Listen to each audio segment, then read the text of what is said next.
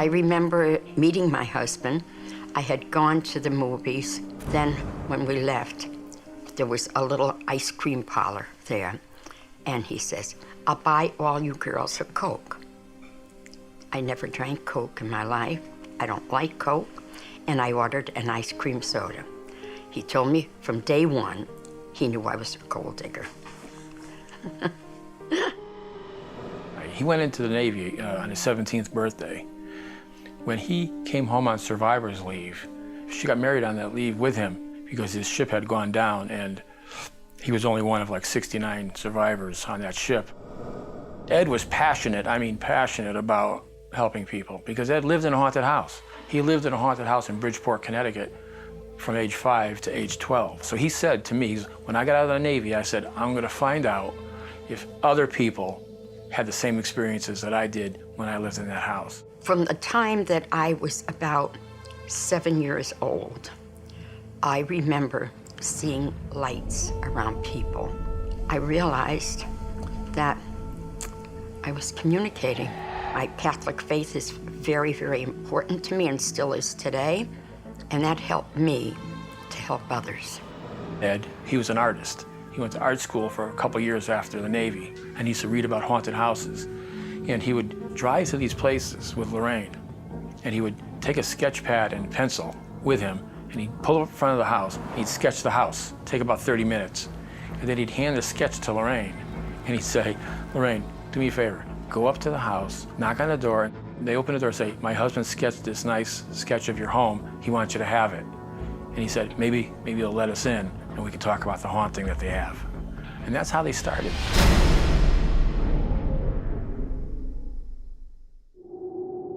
Ed and Lorraine Warren are pretty much known as the pioneers or the grandparents of modern-day ghost huntings. Today, we're so accustomed to, watching TV shows about paranormal investigations, ghost hunters and stuff like that, but they were the very first ghost hunters.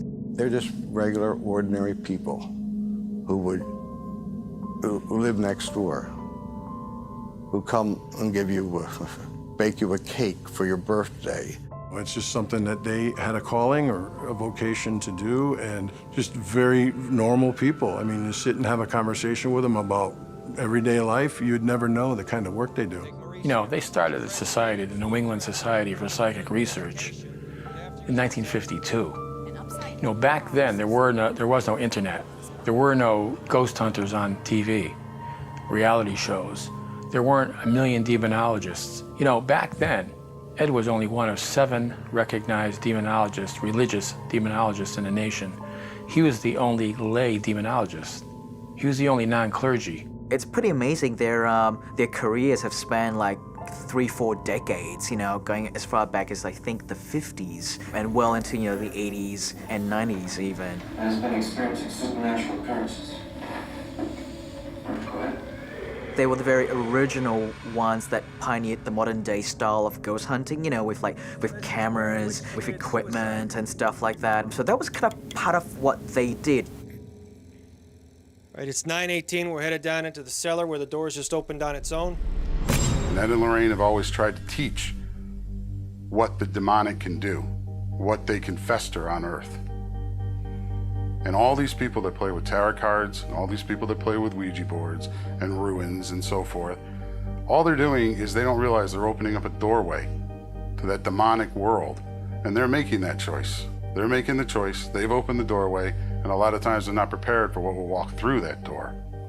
And just like when you go to church and you pray, and you hope the angels hear you, well, when you use a Ouija board or tarot cards or such, you're opening a gate that's to the other side. And yes, a spirit may come through, but also a demonic entity may come through. And you have to be prepared that that's the choice you made, and you have to be prepared to deal with that. When you give recognition, when you go into a place where haunting phenomena is going on, and you give it recognition, you give it energy, and then it can do whatever it Sometimes, for me, I'll make the sign of the cross, name of Jesus Christ, go away, and go back to where you came from when I get really overpowered. I've had to actually bring Lorraine Warren to a case where a paranormal investigator thought it was a fun hobby, decided to go out and do EVP sessions, take photographs, try and make contact with the spirit world. She made contact all right. A demon actually followed her home. We helped cleanse her. We helped cleanse the house. We tried to spiritually protect them. Lorraine gave her specific directions. Don't pursue paranormal investigation. You're too open for this. That's why this thing followed you home. I didn't have any fears. Now, that's been that way all my life. You know, I always feel that I'm protected. So that must mean a lot to me being able to still do this kind of research work, because I really, I'm not so scared. I'm not frightened of it. Because if you are, you would attract energy to you that really could be harmful. There are many things in this building here which have been involved in extremely dangerous occult activities. To touch one of these items would be the opposite of touching something holy, something blessed. Throughout the course of their career, I mean, they've collected many items, and I think a lot of people have a lot of questions. Why do we keep these things here? Why aren't they burned? Why aren't they buried? They bring things home with them so nobody else will get hurt. Yeah, it's like keeping guns off the street. Feel free to look around. Just don't touch anything. Wow. This is crazy. It's weird to look at an artifact of sorts and go, well, that's just a doll, or that's just, you know, a crazy looking mask, or that was, you know, some instrument, but it was what was associated with it. Everything you see in here is either haunted, cursed, or has been used in some kind of ritualistic practice. Nothing's a toy. Not even the toy monkey. Don't touch it. I think we put a line in about why not just burn them or throw them in an incinerator. And Lorraine had said, because again, it's their vessels. You know, you're just getting rid of the bottle that the genie's in. I'd rather know where the genie is, because it's attached to this.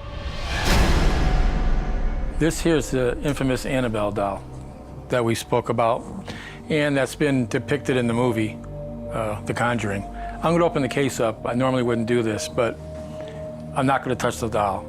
I'm not gonna touch it because, as you know, it's very dangerous to touch an object like this. Her and her husband were very special people, and they could hold things down. And for now, it's like I said, it's Lorraine's love of all things that I think holds everything here in place. I just help her by my prayers each and every day to keep things quiet. Ed used to say the fairy tale is true, that God exists, that evil exists, and it depends on which one we elect to follow. And in modern day, I think they have proven beyond a shadow of a doubt that good exists and evil exists. And it is up to us as far as which way we choose throughout the course of our life. When you go into a home where infestation is taking place, you know, where haunting phenomena is taking place, I walk around the rooms in the house. I can tell if it's a human spirit, and I can tell if it's an inhuman spirit, because it's terrifying. And it's sometimes you feel like some cloud is coming right down, almost taking your breath away. Well, before I was a priest, the paranormal was something that really did not exist. There was a quote that Ed used to say to people that would come to the lectures and say that they didn't believe in it. And he asked them, "Are you Catholic?" And if they responded yes, and he'd say, "Say the Holy Trinity for me. It's Father, Son, and Holy Spirit. A third of your religion is based on a ghost. A third of your religion is based on a spirit that you can't see. I believed in God, I believed in the devil, but the devil never really affected you if you had faith. As I become a priest and I've met a lot of people, I know that the devil does affect people in various different ways.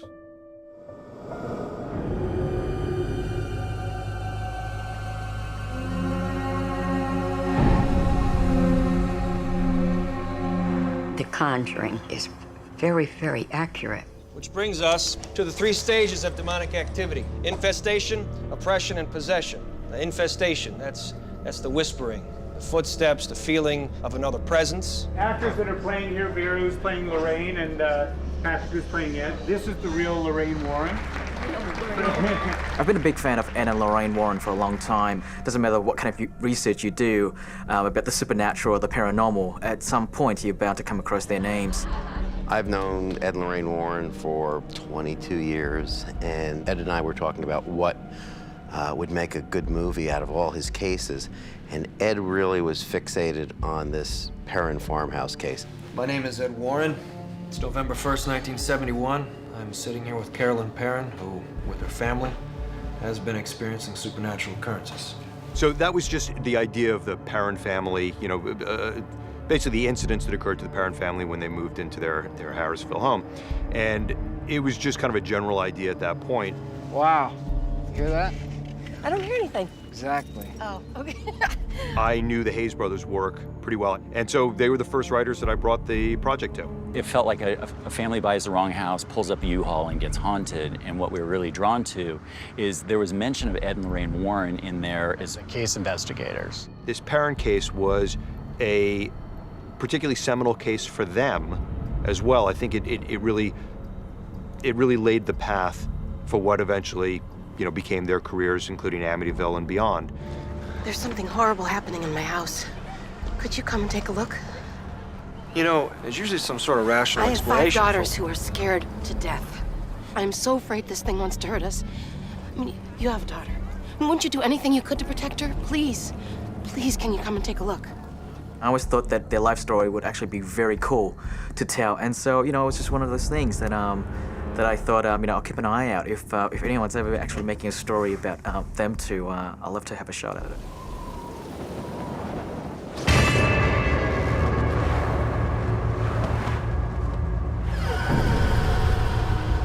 They weren't larger than life. The egos weren't bigger than the people themselves, and I think that that was something very important that this movie gives to a lot of people, and it gives a lot of hope for these younger investigators that are coming up. It gives them a model to look up to.